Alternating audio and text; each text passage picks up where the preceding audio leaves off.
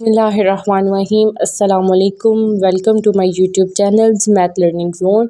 जैसा कि स्टूडेंट्स आपको मालूम है, हम लोगों ने जो कोर्स आउटलाइन स्टार्ट की हुई है वो रियल एनालिसिस 2 की। हम लोग जो कोर्स कवर कर रहे हैं BS मैथ 6 सेमेस्टर का कोर्स कवर कर रहे हैं GC university Faisalabad main campus और इससे एफिलिएटेड जितने भी कॉलेज हैं हम लोग उसकी आउटलाइन को कवर कर रहे हैं। तो स्टूडेंट्स, प्रीवियस वीडियो लेक्चर में हम लोगों ने पॉइंट वाइज कन्वर्जेंस और यूनिफॉर्म कन्वर्जेंस को डिस्कस किया था कि वो होते क्या है। आज के वीडियो लेक्चर में हम लोग डिस्कस करेंगे पॉइंट वाइज कन्वर्जेंस और यूनिफॉर्म कन्वर्जेंस से रिलेटेड हम लोग कुछ क्वेश्चंस को डिस्कस करेंगे।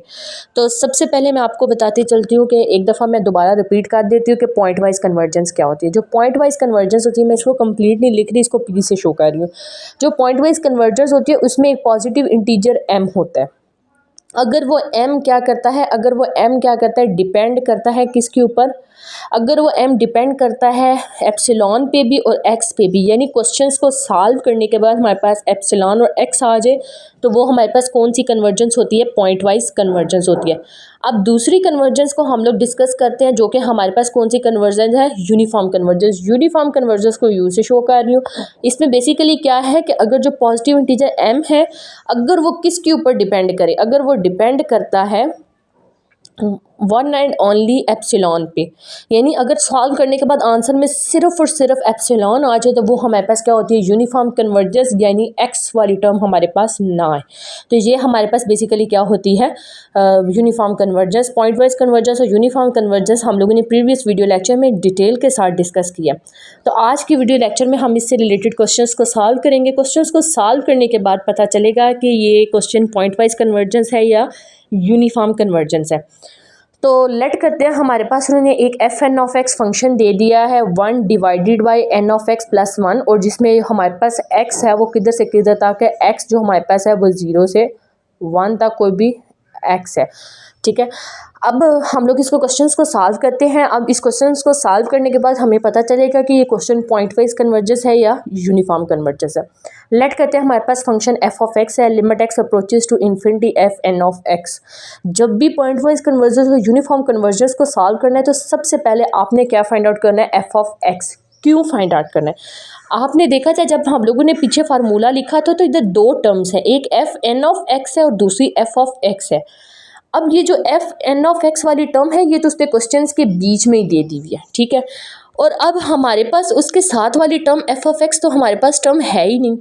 जब हमारे पास f(x) टर्म ये नहीं है तो जाहिर सी बात है हम लोगों ने इसको फाइंड आउट करना है। तो इसको फाइंड आउट करने के लिए सबसे पहले क्या करते हैं, f(x) को फाइंड आउट करने के लिए limit x approach to infinity.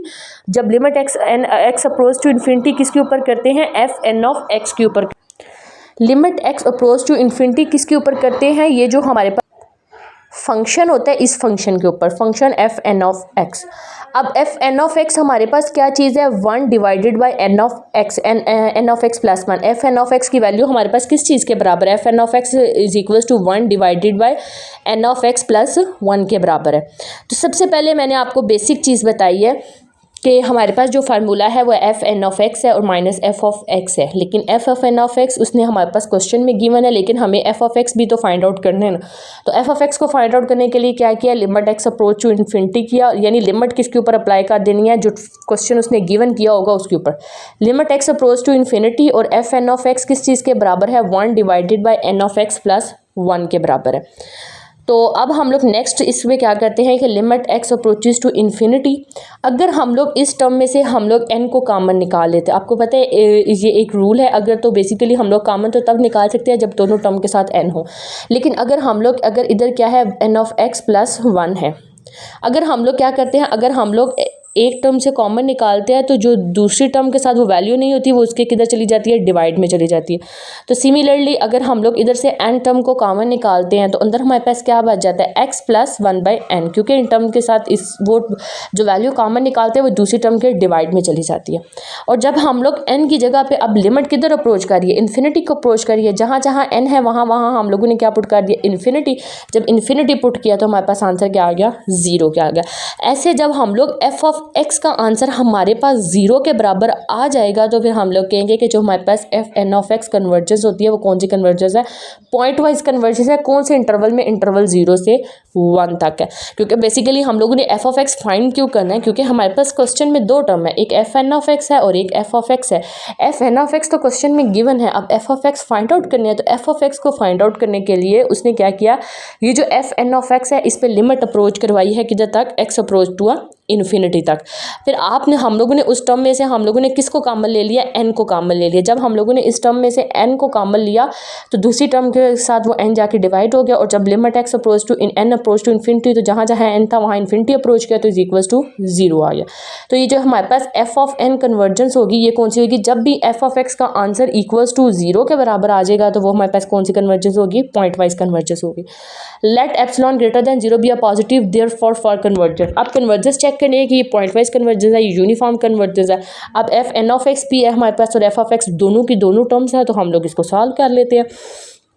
तो सबसे पहले हम लोग क्या करते हैं, सबसे पहले आप देख लें कि हमारे पास हम लोगों ने क्वेश्चंस का फार्मूला लिखा। फार्मूला लिखने के बाद आप एफ एन ऑफ एक्स की वैल्यू हमारे पास क्या है, ये 1/n ऑफ एक्स प्लस 1 ये टर्म लिख लिए, दरमियान में साइन माइनस का, और एफ ऑफ एक्स का आंसर हमारे पास किसके बराबर है, 0 के बराबर। यहाँ पे हम लोगों ने 0 पुट कर दिया और लेस देन एप्सिलॉन आ गया, और हमारे पास क्या हो गया, N greater or equals to M आ गया। अब इस टर्म को अगर हम लोग लिखे तो सिंपल उसमें से माइनस करें तो ये सिंपल ये वैल्यू आ जाती है। और आप देख सकते हैं कि अगर एक हमारे पास अगर टर्म होती है एन ऑफ एक्स, ठीक है, और एन ऑफ एक्स हमेशा क्या हो जाएगी, लेस देन होगी एन ऑफ एक्स प्लस 1 से। देखें यहाँ टर्म क्या है, एन ऑफ एक्स है, और इधर एन ऑफ एक्स में एक प्लस किया गया यानी एक को ज़्यादा किया गया, तो वो टर्म हमारे पास क्या होगी, ग्रेटर होगी। अगर फॉर एग्जांपल हम लोग एग्जांपल लेते हैं, आप इस एग्जांपल से समझे, अगर हमारे पास क्या है, मैं कहती हूँ यहाँ टर्म 2 है, अगर मैं 2 में +1 कर देती हूँ तो जाहिर सी बात है ये 3 बन जाएगा, ये टर्म ज़्यादा हो जाएगी।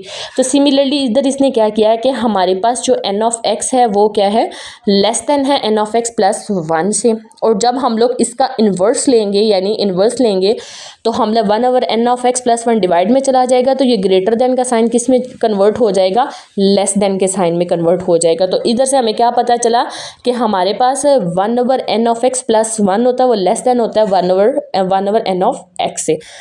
तो इस टर्म में हम लोगों ने क्या किया, ये वाली वैल्यूज़ लिख दी, 1/n of x plus 1 less than 1/n of x, 1/n of x less then हो गया 1/n ऑफ एक्स, और ये लेस देन एप्सिलॉन ये वाला आ रहा है ऊपर वाली टर्म। अब आपको पता है कि 1/n ऑफ एक्स हो गया, वो लेस देन किसके है, एप्सिलॉन के।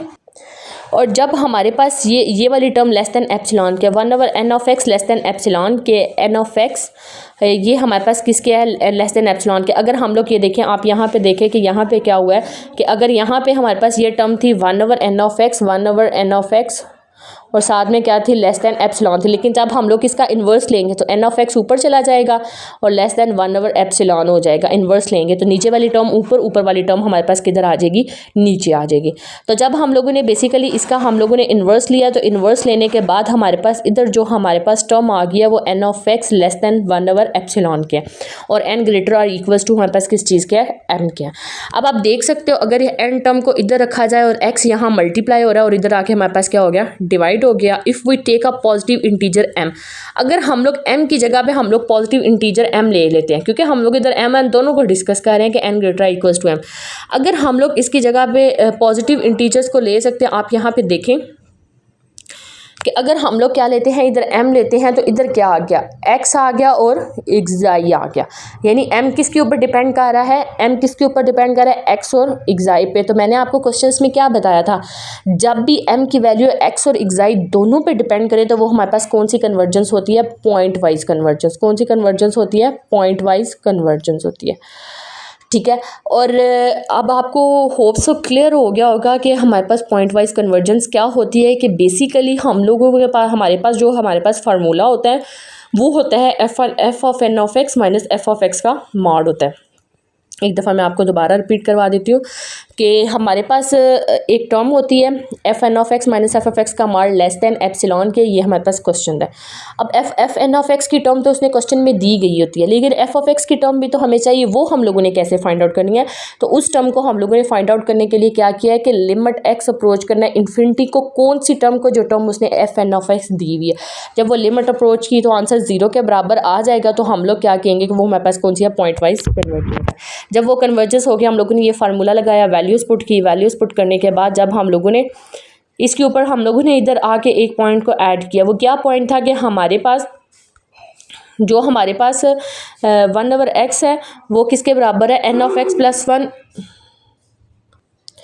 तो जब ये हमारे पास बेसिकली जब हम लोगों ने इसमें वैल्यूज़ पुट की, इसको हम लोगों ने यहाँ से सिंप्लीफाई किया, सिंप्लीफाई करने के बाद जब हम लोग नेक्स्ट इसकी तरफ मूव ऑन हुए हैं, तो हम लोगों ने देखा है कि जो हमारे पास एम टर्म्स है वो किसके ऊपर डिपेंड कर दिया है, एक्स और एक्साई दोनों पर डिपेंड करती है। इसका मतलब the values m depend upon x and एक्साई, so the sequence is not a uniform convergence. तो यूनिफॉर्म कन्वर्जेंस नहीं है, इसका मतलब ये क्या है, पॉइंट वाइज कन्वर्जेंस है। होप सो आप लोगों को इस क्वेश्चन की अच्छे से समझ आ गई होगी। अब हम लोग मूव करते हैं नेक्स्ट क्वेश्चन की तरफ। नेक्स्ट क्वेश्चन में हमारे पास क्या कहता है, सिमिलरली हम लोगों ने क्या किया, हमारे पास एक f N of x function उसने दिया हुआ है, क्या दिया हुआ है, x divided by 1 plus n of x दिया हुआ है। अब वही बात है कि हमारे पास टर्म में हमारे पास टर्म में है एफ एन ऑफ एक्स है, और एक में हमारे पास क्या है, एफ ऑफ एक्स का मॉड है।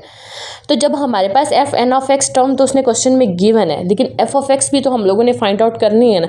तो वह कैसे फाइंड आउट करनी है, मैंने प्रीवियस वीडियो में भी प्रीवियस क्वेश्चन में भी मैंने आपको बताया कि हम लोगों ने जो हमारे पास जो फंक्शन एफ ऑफ एक्स हम लोगों ने जो फाइंड आउट करना है, उसको फाइंड करने का क्या तरीका है कि हम लोगों ने जो लिमिट अप्रोच करवानी है वो एफ एन ऑफ एक्स की टर्म को करवानी है, यानी limit n approaches to infinity x divided by 1 plus n of x. और इसमें से हम लोगों ने एक्स टर्म को कॉमन निकाला, जब एक एन टर्म को कॉमन निकाला तो अंदर हमारे पास क्या बच गया, 1 plus n plus of x हो गया।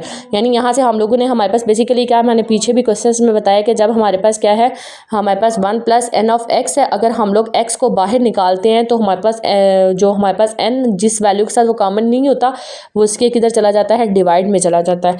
इस बात का आपको भी पता होगा। तो जब हमारे पास आंसर इक्वल्स टू 0 आ गया तो हम लोग करवाएंगे वो हमारे पास जो कन्वर्जेंस होगी वो कौन सी होगी, पॉइंट वाइज कन्वर्जेंस होगी। तो जब हमारे पास आंसर 0 के बराबर आ गया, पॉइंट वाइज कन्वर्जेंस होगी। अब हम लोग ने इसकी कन्वर्जेंस चेक करनी है कि ये हमारे पास यूनिफॉर्म कन्वर्जेंस आ रहा है, ये पॉइंट वाइज कन्वर्जेंस आता है। एप्सिलॉन ग्रेटर दैन 0 कोई भी positive value, f N of x minus f of x का मॉड होता है वो लेस दैन एप्सिलॉन के है। एफ एन ऑफ एक्स की वैल्यू हमारे पास किस चीज़ के बराबर है, x divided by 1 plus n of x वो पुट की, और एफ ऑफ एक्स हमारे पास किस चीज़ के बराबर, 0 के वो पुट किया। और हमारे पास क्या टर्म रहेगी, x divided by 1 plus n of x less than किसके आगे, एप्सिलॉन के आगे। अब ये जब टर्म एप्सिलॉन के आगे, तो हमेशा आपने यहाँ पे इस पॉइंट पे आके आप लोगों ने क्या लेना है, इन्वर्स ले लेना। जब हम लोगों ने इन्वर्स लिया तो एप्सिलॉन ऊपर था तो वो क्या बन गया, 1/एप्सिलॉन बन गया, 1/एप्सिलॉन, और ये वाली टर्म ऊपर थी और फिर क्या करती, इसको नीचे कर दिया। ऊपर नीचे जब इस टर्म को कर दिया तो हमारे पास जो चीज़ बच गई वो हमारे पास क्या है, 1 plus n of x divide by x और 1/एप्सिलॉन आ गई। इस टर्म को करने के बाद नेक्स्ट हमारे पास क्या चीज़ है कि अगर हमारे पास ये टर्म है, आप इधर से पॉइंट को ध्यान से समझिएगा, एन ऑफ एक्स है, 1 प्लस एन ऑफ एक्स है, टर्म में नीचे एक्स है, एक्स इसके साथ अलग डिवाइड होगा, एक्स इसके साथ अलग डिवाइड होगा, ये 1/x ये टर्म ये वाली आ गई, और ये एक्स एक्स के साथ कैंसिल हो जाएगा, और ये हमारे पास टर्म कौन सी रहेगी, एन वाली टर्म रहेगी, और ये लेस दैन किसके हो गए, ये भी हमारे पास 1/एप्सिलॉन के हो गए। अब हम लोग देखते हैं कि क्या ये एप्सिलॉन और एक्स दोनों पे डिपेंड करता है या बस सिंगल वैल्यूज़ पे ही डिपेंड करता है। तो आप देख सकते हैं कि हमारे पास जो एक्स होता है वो ग्रेटर दैन 1/एप्सिलॉन, ये वाली हमारे पास जो ऊपर वाली टर्म्स थी ये वाली, ये बेसिकली क्या थी, 1/x plus N less than 1/एप्सिलॉन, ये वाली टर्म है। अब ये लेस देन का साइन जो करिए, अब जब हम लोग इसको ग्रेटर देन का साइन करेंगे तो ये हमारे पास क्या होगी, 1/एप्सिलॉन, सॉरी एक मिनट, यानी एन टर्म अगर इधर ही रहती है, और क्योंकि हम लोगों ने इधर से बेसिकली एन टर्म को रिप्लेस करते हैं एम के साथ, तो सिर्फ एक साइड पे जो टर्म रहनी चाहिए वो एन की रहनी चाहिए, बाकी सारे टर्म्स को उधर लेनी चाहिए। तो ये 1/एप्सिलॉन है और ये टर्म प्लस और ये इधर आके 1/x हो जाएगा, एक्स हो जाएगा। ये हम लोगों ने किया, ये वाली वो टर्म्स की हम लोगों ने। इतनी टर्म्स को करने के बाद नेक्स्ट हम लोगों ने क्या किया कि एन हमारे पास होता है ग्रेटर देन होता है 1/एप्सिलॉन के। और अब आप इस इधर देख सकते हैं कि हमारे पास जो टर्म है एक्स किसके ऊपर डिपेंड कर रही है, एक्स जस्ट डिपेंड करती है एप्सिलॉन के ऊपर। जब एक्स टर्म किसके ऊपर डिपेंड कर देती है, n greater than 1 over epsilon पे है, तो हमारे पास एन को let us take a positive integer m, और हमेशा यहाँ आके हम लोगों ने एन वाली टर्म को रिप्लेस कर देना है एम से, और जब हम इसको एन से रिप्लेस करेंगे तो हमारे पास होता है m greater than 1 over epsilon के। तो ये वाली जो हमारे पास सीक्वेंस होगी ये हमारे पास यूनिफॉर्म कन्वर्जेंस होगी। क्यों? क्योंकि ये just depend upon epsilon.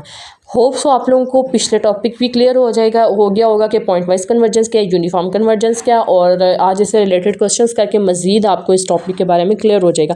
Basically point क्या है कि अगर f of n of x उसने फंक्शन आपको गिवन किया होता है, ठीक है, हम लोगों ने क्या फाइंड आउट करना है, f N of x minus f of x का मॉड।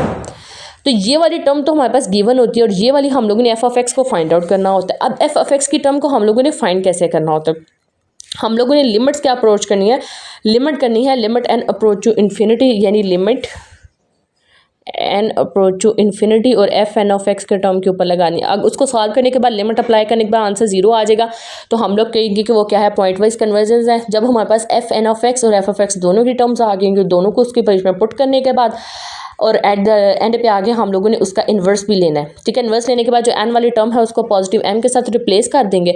जब एम के साथ रिप्लेस कर देंगे उसके बाद देखेंगे वो अगर एक्साई आ रहा है, सिर्फ एप्सिलॉन आ रहा है, तो हम लोग कहेंगे वो यूनिफॉर्म कन्वर्जेंस है। अगर एक्स और एप्सिलॉन दोनों आ रहा है तो हम लोग वो कहेंगे कि वो कौन सी कन्वर्जेंस है, pointwise convergence. Hope so आप लोगों को इस टॉपिक के रिलेटेड किसी भी किस्म की कोई भी कन्फ्यूजन नहीं रही होगी। अगर आपको वीडियो अच्छी लगी है तो आप इसको लाइक करें और अपना फीडबैक मस्त दीजिएगा। Thank you so much.